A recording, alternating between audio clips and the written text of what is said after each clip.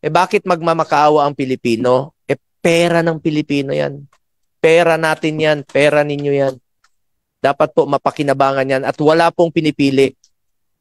Kaya naisipan natin ito noong 2018 sa Cebu. Sinubukan natin sa Vicente Soto. Inilagay natin sa isang kwarto ng hospital yung PhilHealth, PCSO, DOH, DSWD para tumulong po sa mga pasyente. At walang dapat piliin. Karapatan po ng Pilipino yan. Karapatan nyo po yan. Lapitan nyo lang po yung Malasakit Center. Bakit kailangang mamigay ang politiko ng ayuda na galing sa gobyerno para pampagamot ng mga mahirap ng kababayan when in fact, kaya naman gawin ng gobyerno yon? Ba't kinakailangan idampa sa politiko? Kaya nakakatok sa pinto itong mga mahirap ng kababayan, like you said, Mr. Chair, para lamang bayaran yung copay nila.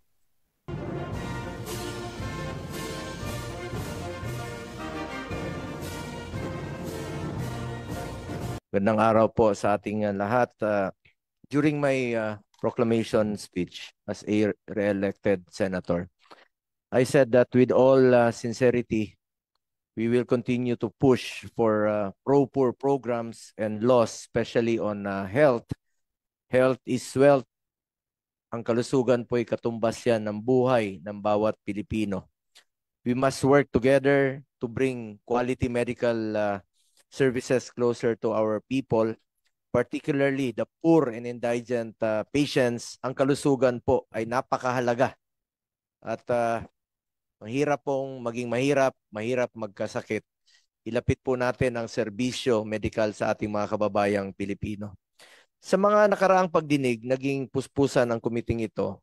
In fact, 14th hearing na po ito kasama yung HEA and about PhilHealth. Naputol lang po ito ng panahon ng campaign period due to availability ng ating mga resource persons. At tuloy-tuloy ang kumiting ito sa pagsusuri ng mga programa at serbisyong pangkalusugan ng gobyerno. As promised, we will continue and we continue this hearing in pursuit of our goal to make health services more responsive, efficient, and truly accessible to the Filipino people.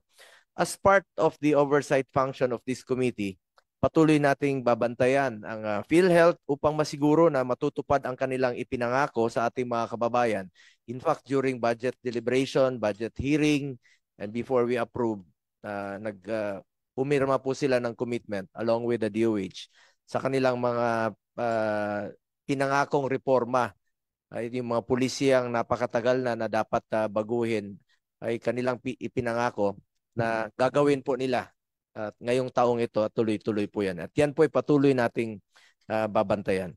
With the recent oral arguments held by the Supreme Court on the PhilHealth Fund transfer, several observations noted by the justices were this very same issues we uncovered in our hearings before the Supreme Court proceedings. Yun po yung pinag-usapan natin dito. In fact, paulit-ulit nating tinalakayan dito. At yun rin po yung napag-usapan doon sa Supreme Court. Salamat sa Supreme Court at nabigyan po ito ng pagtugon. Ito pong excess funds na inyong tinigil muna. Matagal ko na pong sinasabi kung ginastos nyo ng PhilHealth ang pondo ninyo noon para sa mga pasyente, wala sana kayong sobrang pondo na ibinalik sa National Treasury. Kung ginamit nyo po ang pondo to expand benefit packages and increase case rates, ilang pasyente na po ang nasalbar, ilang buhay po ang inyong nasalbar dito sa mga pondong ito. Sa oral arguments, one of the good justices manifested that PhilHealth only covered 50% of his almost 7 million hospital bill. That is less than 1% lang po ang sinagot ng PhilHealth. Another justice pointed out that PhilHealth has prioritized investments over program benefits and reminded that funds appropriated for PhilHealth should be exclusively used for PhilHealth purposes. One justice suggested to overhaul PhilHealth for its failure to comply with the law involving the use of its project. Matagal ko na rin pong let me repeat. One justice suggested to overhaul PhilHealth for its failure to comply with the law involving the use of its budget.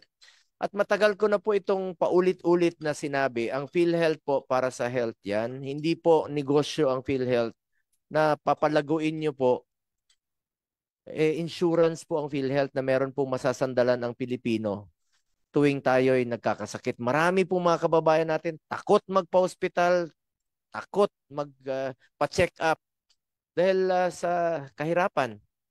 Yung iba po hindi nila alam na miyembro sila ng PhilHealth.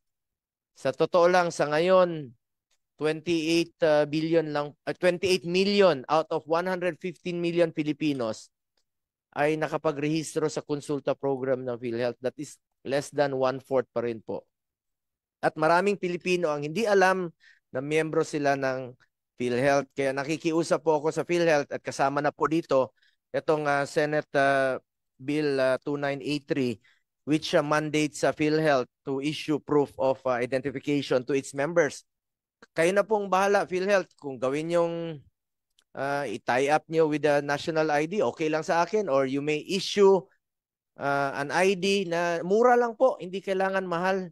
I-laminate nyo lang. Ang importante, meron pong ipapakita yung pasyente sa ospital na proof na miyembro sila ng PhilHealth para hindi sila matakot magpa-check up. Matagal na natin itong isinusulong. Tingnan nyo po, may buntis po sa Cavite, sa Cebu. Mga anak, ayaw magpa-hospital dahil sa kahirapan. Namatay po yung mag-ina. Kung alam lang nila na tutulungan sila ng PhilHealth sa pagpapa-hospital, hindi po sana nangyari yon. I share the same sentiments of our justices. In fact, meron pong provincial health officer ng Camarines Norte na admit siya. 4 million ang sinagot ng PhilHealth, 27,000. Na-admit siya muli, another 6 million ang sinagot ng PhilHealth, 29,000. A total of 57,000, that is less than 1%. Since tinaasan nyo na po ng 50% ang inyong case rates, magkano lang po yun? 28,000. A total of 85 to 86,000 out of 10 million. Less than 1% pa rin po. Kulang pa rin po. So wala pong dahilan na ibalik nyo po ang inyong pondo sa National Treasury habang naghihirap pa yung mga kababayan natin. Gamitin nyo po to expand your benefit packages. Ang dami pong sakit. I share the same sentiments of our justices. Paulit-ulit na nating sinabi yan dito sa nakaraang hearings. Sa isang interview, sinabi po ni PhilHealth President Dr. Edwin Mercado na hindi talaga kayang sagutin ng PhilHealth ang buong hospital bill ng pasyente. Totoo naman po, aminado po ang ating presidente na kulang talaga, hindi kayang sagutin. Kung hindi nyo kayang sagutin, bakit nyo binalik yung inyong tinatawag na excess funds? Hindi excess funds yun. Magagamit yun sa mga pasyente. Nagkataon lang po na during the time of former President Emmanuel Ledesma po yun. Puro promise rin po yun dito. Nakakalungkot po, habang naghihingalo yung mga pasyente, naghihirap yung mga pasyentes, sobra-sobra yung pondo ninyo, binalik pa sa National Treasury. Marami pong paggagamitan. Maraming buhay po masisave. Since PhilHealth has excess funds in billions of pesos, we continue to fight for the passage of Senate Bill 2620, which seeks to reduce premium contributions. Andito po yung ating author at principal sponsor, si Senator JB mamaya. Simple lang po ito. Ako po'y patuloy natin isusulong. Sana po'y maging batas po ito. Sana po wag kayong kumontra dito. I think kumukontra po ang mga finance manager natin na wag po bawasan yung premium contribution. Dapat pong bawasan. Kung kahit magkano, bawasan niyo po ang premium contribution. Hindi po maintindihan ng mga kababayan natin. Sinuli niyo nga yung pondo sa National Treasury. Ibig sabihin, sobra yung pondo ninyo. Sabi nyo, sobra yung pondo nyo. Pero sa totoo, hindi sobra ang pondo ninyo dahil marami pang matutulungan ng mga ospital. Kung taasan nyo po ang benepisyo ninyo, dagdagan nyo yung mga benepisyo ng mga kababayan natin, hindi magmamakaawa yung mga pasyente. Hindi yan maghihirap, magmamakaawa, hingi ng tulong sa mga politiko. Dapat PhilHealth na yan. Ang layo pa natin sa full implementation ng Universal Healthcare Law. Sa totoo lang po, tama yung sinasabi ng mga ibang nagko-comment dyan. Ang layo pa natin sa full implementation ng Universal Healthcare Law. Buti na lang may malasakit center na meron silang matatakbuhan kahit papano mababawasan yung problema nila sa pagpapa-hospital. Totoo naman po yun. kung malaki po ang benepisyo ng PhilHealth, kung ibinalik nyo po ang pondo ng PhilHealth sa mga kababayan natin, mas mababawasan po ang kalbaryo ng mga pasyente, lalong-lalo na po yung mga mahihirap nating kababayan. Buti na lang po, naisipan natin noon na itong Malasakit Center. Sa totoo lang, even before I became a senator, alam nyo bakit? Bakit ko naisipan yan noong 2018, 2017? Marami po, galing po kami sa lokal, galing kami sa baba, alam namin yung problema sa baba. Halimbawa po, may pasyente, 87,000 yung hospital billing nila. Lunes, lalapit yan ng City Hall o ng Provincial Capital. Hihingi po ng tulong. Bibigyan ng 20,000 ng mayor. So, may balanse pa siyang 67,000. Martes po, pupunta yan ng PCSO, madaling araw, alas 5, hihingi ng tulong, bibigyan ng 5,000 ng PCSO. Miyerkules po, pupunta yan ng DOH, bibigyan po ng tulong, 10,000, nakaipon na siya ng 35,000. Pupunta yan ng DSWD, magmamakaawa pa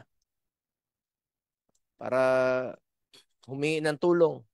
Bibigyan ng 5,000, nakaipon siya ng 40,000. Finally, ang PhilHealth, babawasan. Magkano? 5,000? 45,000. May balanse pa yan. 42,000. Isasangla yung Carabao, ibibenta yung refrigerator para lang po makalabas ng ospital. Totoo po yan sa amin, sa probinsya. Bakit magmamakaawa ang Pilipino? Pera ng Pilipino yan. Pera natin yan. Pera ninyo yan. Dapat po mapakinabangan yan at wala pong pinipili. Kaya naisipan natin ito noong 2018 sa Cebu. Sinubukan natin sa Vicente Soto. Inilagay natin sa isang kwarto ng hospital yung PhilHealth, PCSO, DOH, DSWD para tumulong po sa mga pasyente. At walang dapat piliin. Karapatan po ng Pilipino yan. Karapatan nyo po yan. Lapitan nyo lang po yung Malasakit Center. When I became a senator noong 2019, isinabatas po natin ito. One-stop shop lang po siya. Napakasimple po na konsepto. Naisipan natin ito para sa mga kababayan natin at dapat walang pinipili ito. Pera nyo po yan, mga kababayan ko. Karapatan nyo po yan. Ang importante lang dito, ang tulong ng mga ahensya, tulong ng PhilHealth, tulong ng PCSO, tulong ng DSWD at tulong ng DOH. Please, itulong nyo po sa mga mahirap. Pera ng Pilipino yan. Hindi nyo yan pera. Balik nyo po sa Pilipino. Hindi natin pera yan.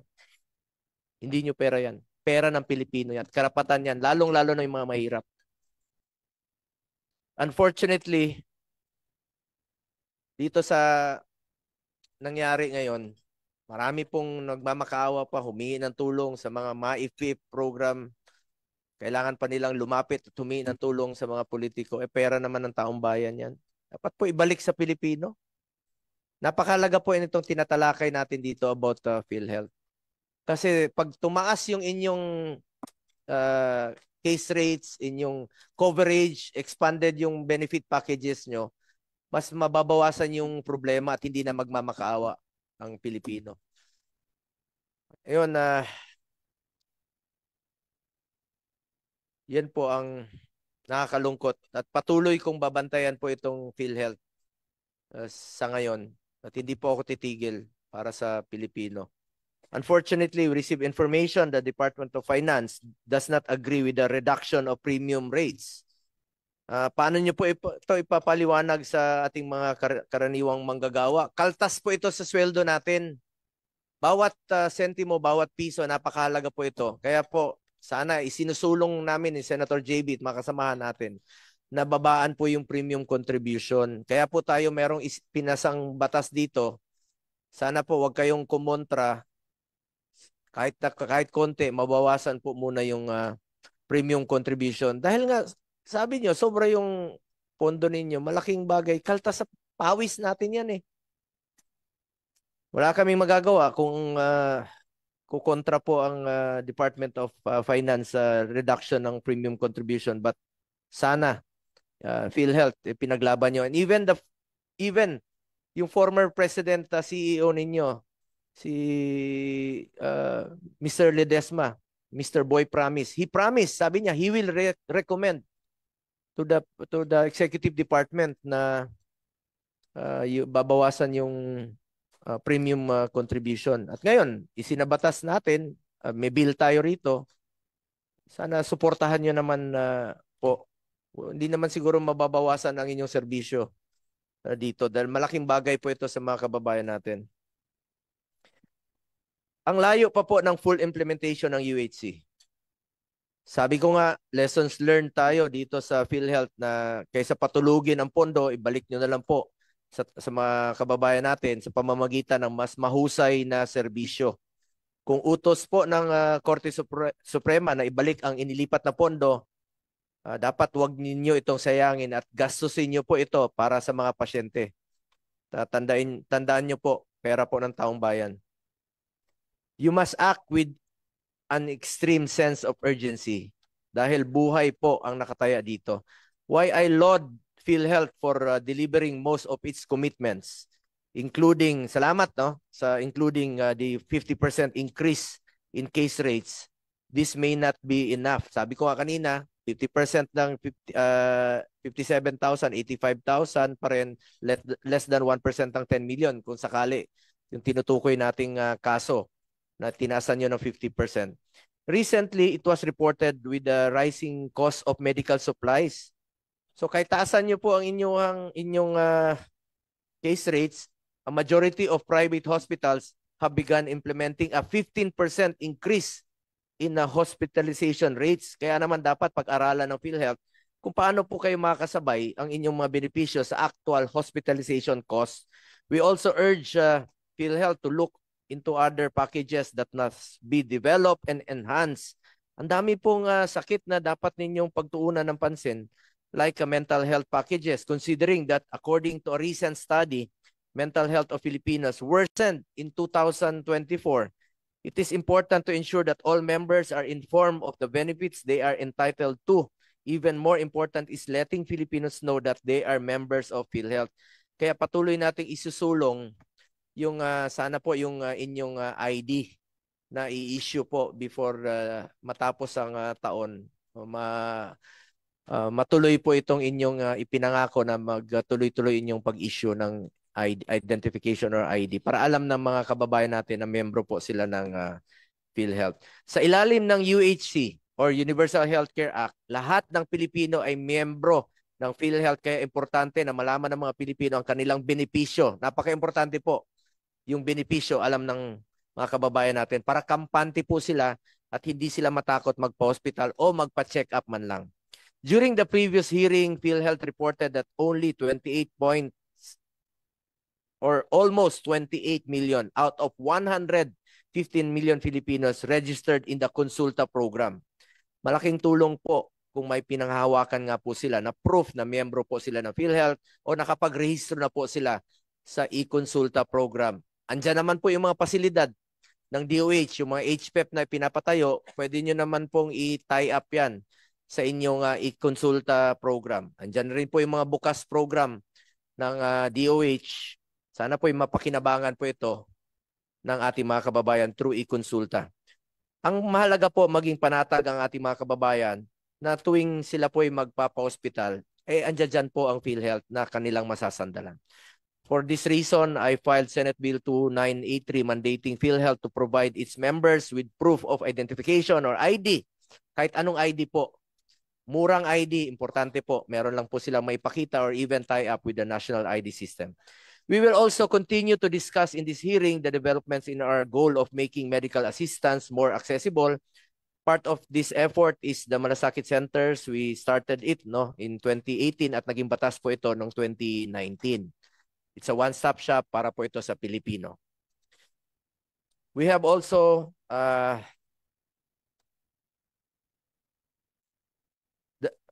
another issue. The Philippine Hospitals Association of the Philippines has expressed worries following the delayed payments under the medical assistance to indigent and financially incapacitated patients or MAIFI program after some politicians sponsoring medical assistance were voted out of office after the 2025 elections. Maaaring sagutin niyo po ito na marami pong mga delayed payments Bakit, ano bang rason ninyo? Anong delays tapos ng eleksyon? Kailangan ba bang matapos ang eleksyon bago sila mabayaran? Bakit kailangan haluan ng politika ang pagtulong sa ating mga kababayan? Paalala ko lang po sa DOH na wag po gamitin ang medical assistance sa politika. Dahil karapatan po yan ng Pilipino. Pera po ng taong bayan yan. Marami ding private hospitals ang nagrereklamo dahil wala pa raw pong pondo binababa at binabayad sa kanila under the MAIFIP program. Sa DBM, maaring sagutin nyo po ito. Baka mamaya magtuturuan na naman kayo. Parang ping-pong na naman itong sagutan natin. DBM, DOH, hindi pa nag-issue ng SARO, hindi pa nag-issue ng NSA. Ano ba yan? Hindi nyo naman pera yan eh. Pera ng taong bayan yan. Alam ko hindi mo masasagot na baka nasa yung mga higher officials po ang makakasagot niyan. Pero pakibulong na lang po sa kanila, sa mga boss ninyo. Sabi niyo, sir, ma'am, hindi niyo naman pera yan. Bayaran niyo na yung mga utang ninyo at para makinabang naman yung mga pasyente natin, mga kababayang mahihirap. We also committed to make this hearing as a platform and avenue for our healthcare workers to voice out their concerns. Maraming salamat po sa DBM, in fairness, at sa DOH. Last year, after 13 hearings, finally, nabayaran po ng yung 27 billion yung health emergency allowances ng ating mga health workers. Services rendered po yan, pinagpawisan po yan, pinaghirapan po yan ng ating mga health workers. Sila po ang hero ng pandemya. Hindi natin mararating ito kung hindi po dahil sa kanila. Ibigay po what is due. At habang nandirito pa rin sila, hindi sila nakontento. Gaya na sinabi ni Yusek Bravo, nainganyo sila eh. Na-encourage sila to submit more appeals or claims. Kung totoo naman, bakit hindi nyo bayaran? Kaya I'm appealing to DBM, kaysa unahin nyo yung mga unprogrammed funds, projects, na alam naman nating hindi ang mga mahirap ang makikinabang. Unahin yung bayaran yung mga appeals ng health emergency allowances. Yung mga health workers natin na nagsakripisyo at nakipagpatayan sa atin ng panahon ng pandemya. Kung totoo naman na talagang pinaghirapan nila at pinagtrabahuan nila, sana gawan niya po ito ng paraan. I'm appealing once again. This is the 14th hearing about the HIA dito po sa Committee on Health. Nananawagan po ako kung may savings kayo, meron kayong pwedeng pagkukunan. Alam kong kaya nyo ang gawan ng paraan yon. Basta importante, legally, meron pong basis. Ay dapat pong bayaran ito. Kung may talagang gustuhin, may paraan. Pero kung ayaw, may dahilan. Kaya nananawagan po muli ako sa DBM, sa DOH, na gawan niyo po ito ng paraan. Kaya po tayo naririto ngayon.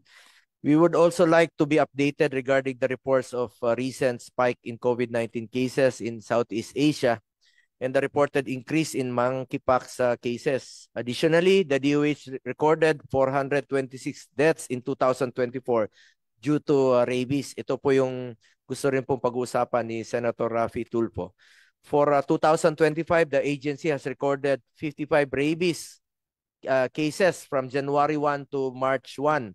I have previously raised my concern on this and strongly urged the DOH to intensify its anti-rabies efforts, particularly its vaccination campaign across the country. Would also like to discuss this further in our hearing today. Ito pong monkeypox, dapat po maintindihan rin po ito ng ating mga kababayan kung paano ba tayo maaring mahawa at paano natin ito mapipigilan. Huwag natin antayin na kumalat po ito. Alam naman natin na minsan nagiging kumpiyansa tayo. Pero kung mapipigilan natin sa lalong madaling panahon, ay huwag po itong kumalat at wag na po umabot sana sa isang pandemya muli. Lessons learned po tayo. Dapat po unahin natin parati ang prevention.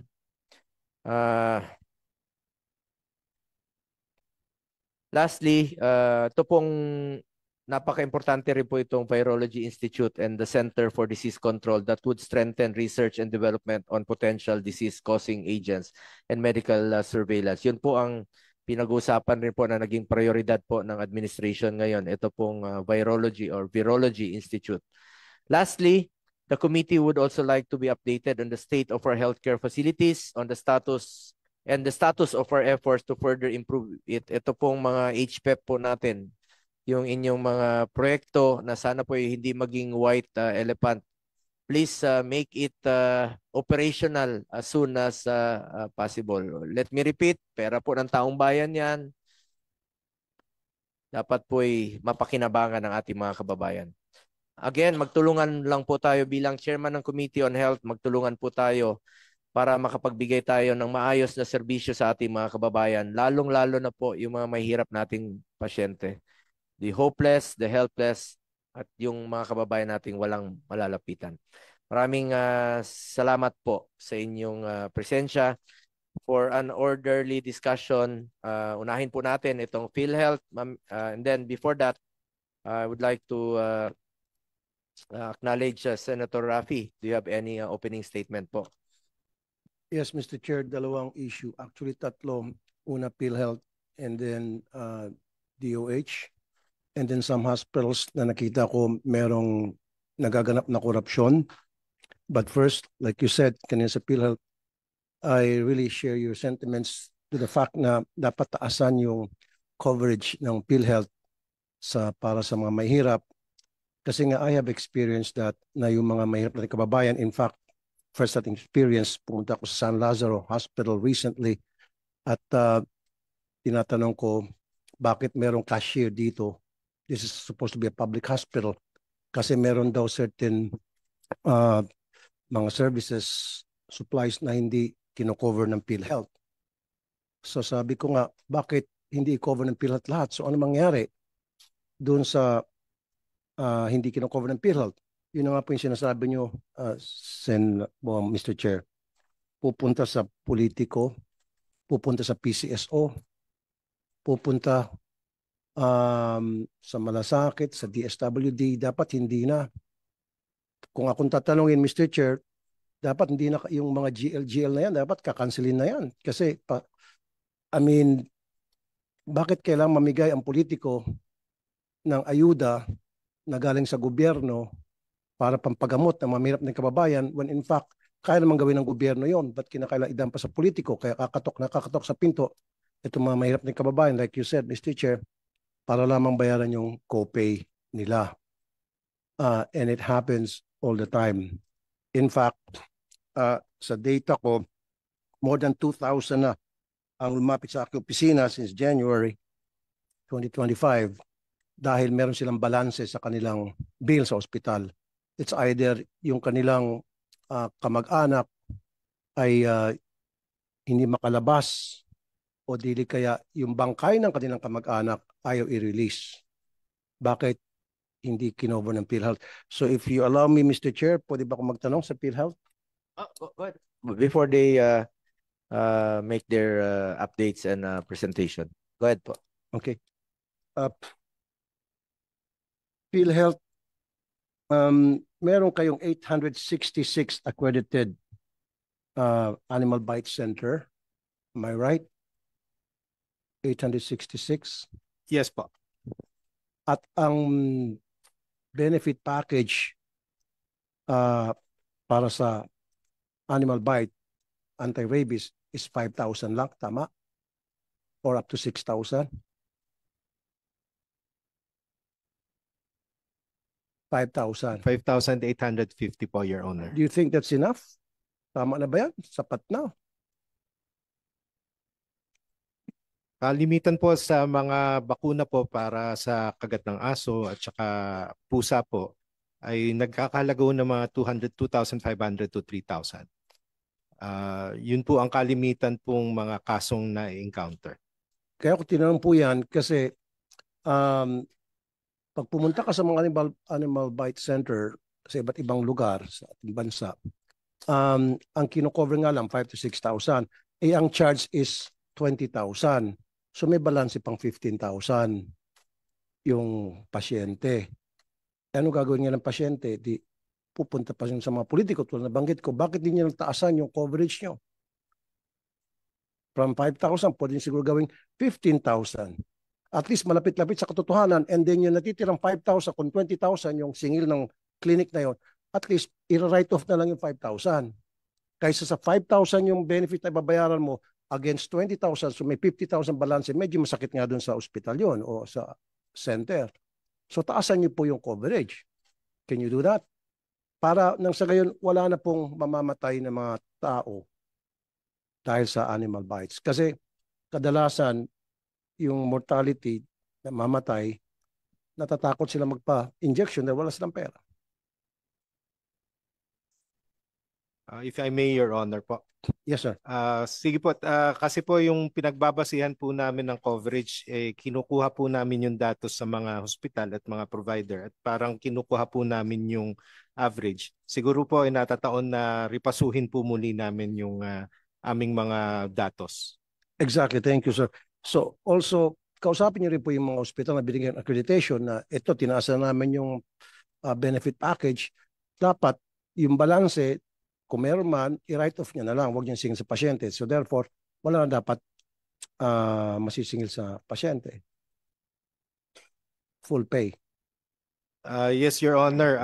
Actually po, nung una ko pong pag-upo, kinausap ko na po yung Private Hospital Association of the Philippines at ang Philippine Hospital Association. At may pagpupulong pa po kaming gagawin. Para nga po, yung pong aming coverage, lalo na po nga dun sa mga ward accommodation, ay magawa na negotiated na halos wala nang ilabas na out of pocket yung ating pasyente. Dalawang tanong na lamang po. Sabi kanina ni Chairman, merong balanse, pag nagkakaroon ng balanse sa ospital, lumalapit sa mga politiko, bakit, since it's a universal healthcare, bakit hindi lang sagutin ng PhilHealth lahat ng bill ng mga mahirap nating kababayan? Ba't pinapagod pa yung mga mahirap natin mga kababayan, mga pasyente na umikot, kumbaga around the world, after sa PhilHealth, pupunta sa DSWD. After malasakit, kuminsan pupunta sa PCSO, punta sa PAGCOR, punta kay Mayor, punta kay Congressman, punta kay Senator, etc. etc. Ba't ganun? Pwede bang gawin niyo ng paraan na i-cover na lang lahat, makipag MOA kayo sa mga ospital na accredited, na kapag may babayaran namin, tulad sinabi ko sa animal bites, malapit sa katotohanan, ilapit-lapit namin, pero dapat write off na after that yung balanse, nang sa gayon, hindi na kailangan pa lumapit sa mga politiko, tulad nga sinabi ni Chairman, ang mga mahirap na kababayan. Is that feasible? Senator Raffy, if I may interrupt lang. Tama po si Senator Raffy kanina. Kung mas mataas yung inyong coverage sa mga pasyente, hindi na sila kailangan makaawa pang humingi ng tulong sa iba't ibang ahensya ng gobyerno. For example po, yung Malasakit Center po, it's a one-stop shop. Hindi naman siya may sariling pondo, hindi po. Ang Malasakit Center is a one-stop shop. Kumbaga, sa isang kwarto, andyan dyan po yung PhilHealth, andyan dyan po si DOH, andyan po si DSWD, andyan po si PCSO. Mag-aambag-ambag lang po sila para tumulong sa hospital billing ng pasyente. Pero kung mataas yung coverage at na-cover mismo ni PhilHealth yung hospital billing, hindi na siya kailangan humingi ng tulong sa iba't ibang ahensya ng gobyerno at hindi na siya kailangan humingi ng tulong sa mga politiko at humingi ng guarantee letter. Kung covered po ng PhilHealth yung kanilang pagpapa-hospital. So napakahalaga po ng PhilHealth dito. Sa totoo lang, wala talaga kayong excess funds. Kasi kung ginamit nyo po ang inyong pondo, itaasan yung coverage, increase case rates, expand benefit packages, mas mababawasan yung problema ng mga pasyente. And Senator Raffy is right na dapat taasan nyo pa yung coverage na hindi na nila kailangan magmakaawa dahil karapatan po yan ng bawat Pilipino. At sa totoo lang, napakalayo pa natin. Totoo yung mga sinasabi ng mga kababayan natin, yung mga nagko-comment na ang layo pa nga natin sa full implementation ng universal healthcare. Nakakainggit po sa ibang bansa, doon libre. Tayo, hindi libre dito lahat. Kailangan mo magmakaawa. Pera natin yan, pera ng taong bayan yan. Dapat po ibalik sa mabilis na paraan. Magtulungan po tayo dito. Whether dumaan kayo sa Malasakit Center, karapatan nyo naman po yan. Batas naman po yan. Karapatan nyo yan. Or hindi kayo dumaan, diretso na kayo. May mga hospital naman na walang Malasakit Center. Kung taasan nyo lang po ang inyong PhilHealth coverage, increased case rates, malaking tulong po yun sa ating mga kababayan. Kukunti lang naman ang may Malasakit Center na hospital. That is 167. Ilan bang hospital natin sa buong Pilipinas? Libo-libo. Kung tinaasan ng coverage ng PhilHealth, mas kampante tayo, yung mga mahirap nating kababayan, magpa-check up at magpa-hospital. Ilang buhay ang masasalbar ninyo. Dapat po'y talagang napakahalaga po rito. Lalong-lalo na po ang PhilHealth at ang DOH to work together. Napaka-importante po nito. At nandito po ang ating principal sponsor ng Universal Healthcare Law na ang layunin po niya ay talagang mapaibsan, no? Mabawasan yung problema ng kababayan nating mahirap yung mga pasyente po. At magiging malaking parte po ang PhilHealth dyan sa mga susunod pang taon. Kaya kami bilang mambabatas, sinusuportahan po namin ang PhilHealth dito. We support you, we support your budget para gamitin niyo po sa tama at mapakinabangan po ng mga pasyente. Mr. Chair, may I continue? Good. Thank you, sir. Okay, pumunta naman tayo dun sa mga healthcare provider. Meron din ako natatanggap na reklamo mula sa mga hospitals, mga doctors na hindi nababayaran yung mga claims na pinala na sa PhilHealth. At the last time I attended a hearing pertaining to PhilHealth tungkol dun sa mga hindi nababayaran ng mga bills, meron ata kayong 4 na third-party HITPIC. And I suggested that time na gawin na lang isa at dapat gawing electronic. Kasi bakit isa? Para uniform yung pag-submission ng bill at mas mabilis. Kasi kung 4, meron yung isa dyan mabilis, meron isa dyan mabagal, meron isa dyan pabalik-balikin ng yung bill, babalik ulit sa doktor kasi kulang pa ng mga dokumento, etc. etc. Ano po nangyari doon, Dr. Mercado, sir? Salamat po, Your Honor. Doon po sa mga past due, naglabas po kami agaran nung pagka talaga po sa akit nung flexibility claims payment. Doon po sa mga hindi po nabayaran dahil po naglapse yung 60-day payment, 60-day period. Umabot po yun ng about 8.8 billion. Inuumpisahan na po namin i-process. Hanggang September po yun na binibigyan po namin ng pagkakataon yung mga hospital na mag-file. Doon po sa third-party provider nung mag-i-claim so paglo-load po ng kanilang claims para po pumasok sa sistema namin. Ang sineset po namin ay standards at sinecertify po namin yung kada provider. Pero ang option po kung sino po yung kukuha ng provider ay nandun po talaga sa facility po kasi may iba po gusto nila sila po ang mag-code. Hindi po, hindi po. Kahit saan bansa ka pumunta, isa lang yung service provider, isa lang yung third-party service provider. Bakit ginawa yung 4? Kasi may mga kumikita dyan sa kontrata. Nakakalito po sir pag 4. Only here in the Philippines na ang dami mga HITPIC or third-party HITPIC provider kung tawagin. Pumunta kasi ibang bansa, sa Europe, sa US, isa lang. Alam mo sa California, isa lang. Bakit po sa atin dami? Medicaid sa US, isa lang ang nagpo-process ng bill. Bakit sa atin marami? Kaya nga nagkakalito-lituan dyan sir Kasi meron yung provider na mabagal, may provider dyan na talagang mangiipit at hindi magbabayad. ng serbisyo ng doktor, ospital. Meron dyan, pabalik-balikin yung pag-submit ng dokumento, back and forth. Why don't you make it just one? Bakit kailangan apat, sir? Hindi ko magets. Bakit po apat? Apat, 5 o 5? O baka ngayon in-increase nyo, ginawa nyo siguro ngayon 20. Ilan ba, sir? Sir, kung bibilangin po yung nagde-develop ng kanilang sarili, higit po ng 4 yon. Higit Kasi 4. po yung mga hospital mismo ang nagde-develop internally. Pero yung pong datos na nakokolekta namin po, standard po yon. Kaya pag pumasok na po sa sistema namin, pare-pareho na po yon. Pero Hindi, sir, kasi during the last meeting, hearing na I attended, ang binigay na reason ay depende raw doon sa HITPIC provider. Depende sa standard ng HITPIC provider. Kaya nga, bakit hindi na lang isa magpabid kayo at isa lang yung capable talaga na kayang-kaya niya ma-handle by the thousands of bills, regardless if it's every day or every week or every month. Just one. Para hindi po pang kalituan. I suggested that already long time ago. At hindi pa rin kong ginagawa, sir. Bakit po, sir? Anong meron? Natatakot kayong kanselahin yung kontrata nung iba? Dahil meron mawawala ng kita? Sa palagay nyo, sir? Sir, ang mga government po standard kasi yun po ay dinevelop ng No, sir, yun po ang titingnan po namin na platform ng po. claims. Yes po. Yun po 90 yung days na sabi ko, yung HITPIC yun, di ba? Ang tawag doon sa inyo? yun po yung naglo-load.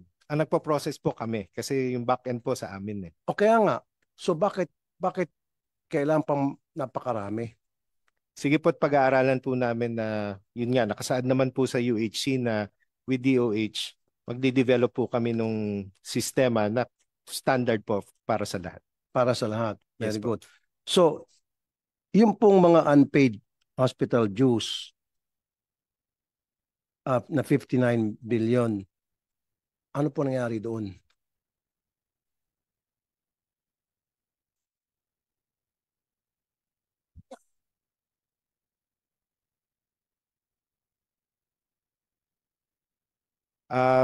Yung pong I think parte po nun yung 8.8 billion na nabanggit ko kanina. Yung natitira po ay unti-unti na rin po naming bilis yung pagproseso. Meron ho kasi dyan may mga tinatawag na denied claims or return to hospital. So yung po pating proseso nun pinapaigsi na po namin. Pero yung going forward po prospectively, mas tutok po ako doon at nakikita po na mas maganda na po yung payment cycle ng ating mga hospital. Pero yung pong nakaraan ay tututukan ko na rin po at aayusin na po yung pagpoproseso. That's all, Mr. Chair. I'll reserve my next question mamaya na lang sa DOH.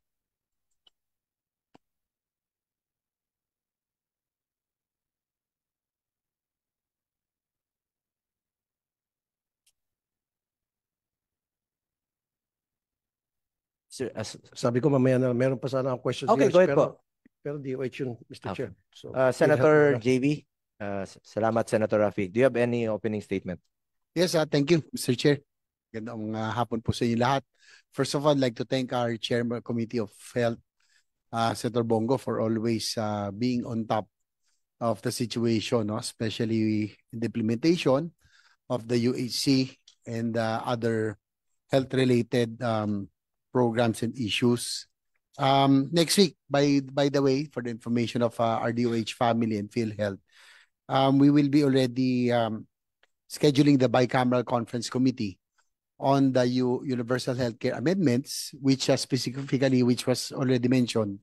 Nabanggit na po ni Senator Bongo kanina na isa po sa salient features or provisions or main provision is the adjustment of the rates, no? Because being the principal sponsor of this measure, nobody foresaw the pandemic coming, no? Kahit na medyo matagal na yung pandemic, but I think some are still recovering. So that's the reason why we need to adjust, no? Kaya nga I was hoping that DOF will be here, but anyway, they have already taken a position that if possible, status quo, Mr. Chair, no, gusto nila 5% at present, pero sa amin po, nag-agree kami ni Chairman Senator Bongo, na kahit ma-adjust natin ng konti, no? At least to allow our yung pong mga direct contributors o yung pong mga employees na talaga nagko-contribute dito na kahit paano naman makabawi-bawi muna, no? Because some are still reeling from the pandemic. Anyway, we will be asking siguro sa PhilHealth later on. I asked the new president, Dr. Edwin Mercado, no? Kanina we were on the sidelines, and we welcome you. Sana po kami po ay we're very optimistic ni Senator Bongo that under your leadership, PhilHealth will have a different direction this time, no? Na just a reminder, PhilHealth, we are a public company, public service company. Hindi po tayo pribadong sektor na ang nangyari po kasi noon parang nagtipid, Mr. Chair, eh. Sa halip na yung pong pera gamitin para po itulong, no? Which is what the universal healthcare intention is, para po yung out-of-pocket expense ng bawat Pilipino ay mapababa. Kumbaga kung hospital bill nila ay dapat nandyan ramdam ang PhilHealth. Ang nangyari po noon, nung panahon ni Mr. Ledesma, parang ipinagmamalaki na malaki po ang kanilang savings. Hindi po tayo, paalala lang, hindi po tayo pribadong sektor na kinakailangan pagmamalaki nating savings. Matagal na rin po ako sa gobyerno, nag-local government kami. At kami po, basta po programa at pondo para po sa public services, inuubos dapat yan. Hindi natin dapat yan tinitipid. First of all, siguro Mr. Chair, ang tanong ko lang, nabanggit nyo kanina, yung case, ang lagi kasing sinasabi ng PhilHealth, no, na they cannot do anything about it. Kaya mababa yung participation sa bawat hospital billing. Minsan nakakalungkot, no? Papa-flash natin sa screen ang ibang example kung pwede, no? Napakababa po ng participation ng PhilHealth. Yan po ang kung pwede lang palakihan. For example po, ang billing po nila ay 178,000. Minsan po yung participation ng PhilHealth napaliit, no? Kung titignan niyo. And siguro confirm ko lang kay Dr. Mercado or anybody from PhilHealth kasi kaupo nyo lang. Yung ibang rin yung billing pakita natin. Yung pong participation po ng PhilHealth, on the average, nasa 18% lang of the hospital billings. Average po. Siguro Dr. Mercado or siguro anybody from PhilHealth can confirm kung tama po ba na 18% ang average participation ng PhilHealth sa bawat hospital billing. If I may, Senator JV, I agree with you, no? Sinabi niya kanina na ang PhilHealth po ay hindi yan pribadong kumpanya. At aside from that, tandaan nyo lang po ito, PhilHealth. Ang PhilHealth po ay para sa health. Kaya nga po may health nakalagay dyan. At hindi po negosyo ang PhilHealth. Insurance po yan na meron pong masasandalan ng Pilipino. Pangalawa, ito pong nabanggit ni Senator JV, sample lang po ito, buti na po, naka 18% pa. Yung ginawa kong halimbawa kanina, less than 1% po yung sinagot. So, there may be different cases ninyo, no? Sabi nyo nga, 9,000 case rates yan na inyong pinag-aaralan. So, maaaring dito, less than 1%, ito 18%. Pero yung punto po namin dito, ay sana, isagad nyo po para mas mabawasan ang problema ng ating mga pasyente. Yun naman po, ang gustong mangyari ng ating mga kababayan, na tumaas yung inyong sasagutin at mababawasan yung out-of-pocket expenditures ng mga pasyente. Lalong-lalo na po yung mga mahirap.